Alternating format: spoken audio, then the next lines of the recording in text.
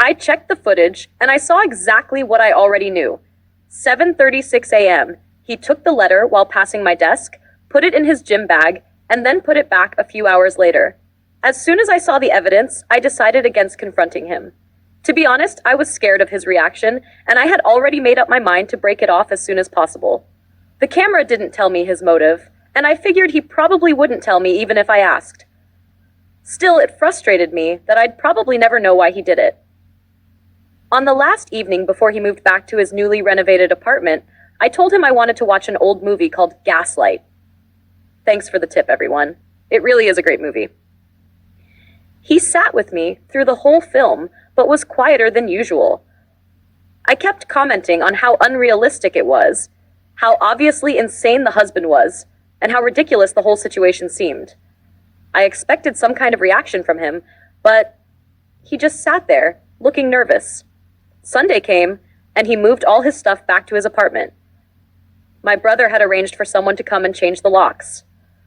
As soon as that was done, I sent my boyfriend a text telling him it was over. I made it clear I had no interest in being contacted again. Our breakup was final, and it was honestly just sad that he had to hide my things to keep the relationship interesting. Since then, he's been calling me nonstop, but I haven't picked up, and I won't. I know this isn't the most dramatic or heroic ending. I could have confronted him with the video evidence, but instead, I broke up over text like a coward. But the truth is, I didn't want a dramatic fight. I just wanted it to be over as quickly and smoothly as possible. If I've learned anything from this, it's not to rush into a relationship.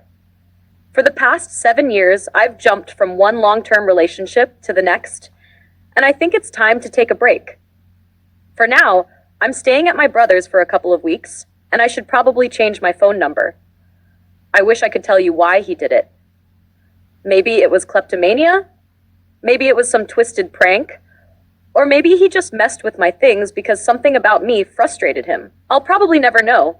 In all the texts he sent me, he just keeps saying he doesn't know what I'm talking about, that he never took my things. Relevant comments. Commenter 1. Breaking up with this psycho over text wasn't cowardly at all. You did all the smart things. You got proof on video, got him out of the house, changed the locks, and then broke up with him. If anything, this is probably one of the smartest breakups I've ever seen. OP's response, thank you for saying this. I was so freaked out, I just wanted him to leave quietly. Commenter 2. You said something really wise near the end of your post about not rushing into relationships and spending some time by yourself. I learned that lesson too. After jumping from one relationship to another, I finally took a break, and it made me a much happier and calmer person.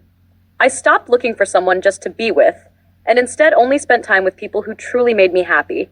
It changed everything. OP's response, exactly. I had a long talk with my brother and his wife, and they reluctantly told me that most, if not all, of my ex-boyfriends were douches. They always felt like they held me back. So yeah, I guess it's really for the best to focus on myself for a while. Months later, final update. I'll try to keep this short.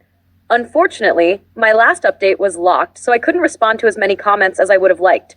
Over the past few weeks, I've gotten messages asking if I'm okay, or even if I'm still alive, so I figured I owed you all one final update. I wish I could tell you everything went smoothly after the breakup, but that would be a lie. I never answered any of my ex's calls, never responded to his countless messages, but I read most of them. At first, he was desperate, pleading, I love you. I miss you so much. I don't know what you think I did, but I swear I didn't do anything wrong. Whoever told you that is lying. Please, just give me another chance.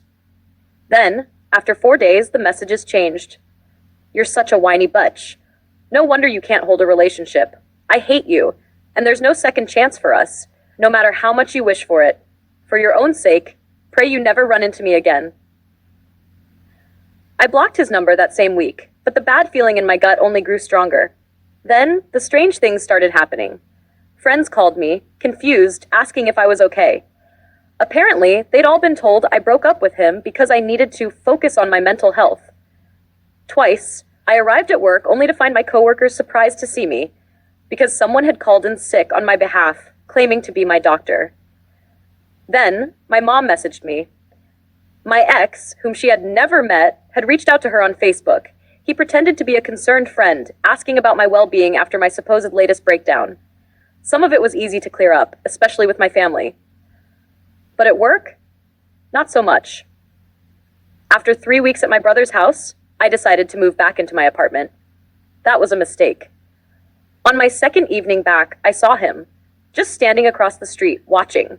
At first, I tried to tell myself it was a coincidence, but then I saw him again, and again, always at a distance, always just watching. A week later, my doorbell started ringing at 3 a.m. It happened 5 nights in a row. 3 times, I came home to find small pieces of paper in front of my door, each with a single hand-drawn flame. That was the final straw.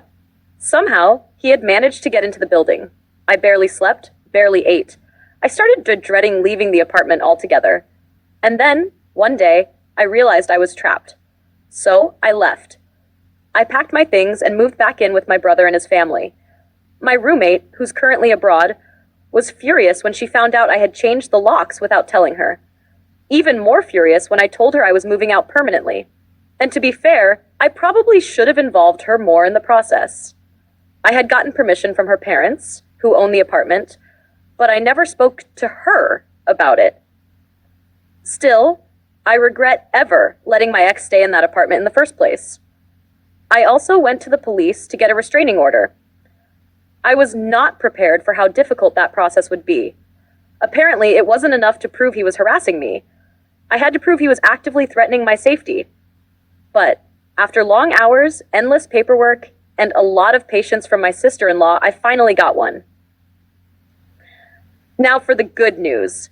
I got approved for my semester abroad. I'll be leaving in August, traveling a bit before settling in. I've already joined a Facebook group for other exchange students, and it seems like I won't be alone. When I come back, I'll be looking for a small apartment on my own. And to all of you, thank you. When I made my first post here, I had no idea what was really going on. I just had this nagging feeling that something was off. You guys opened my eyes. You saved me from a very, very abusive relationship. And every single day, I'm grateful I got out in time.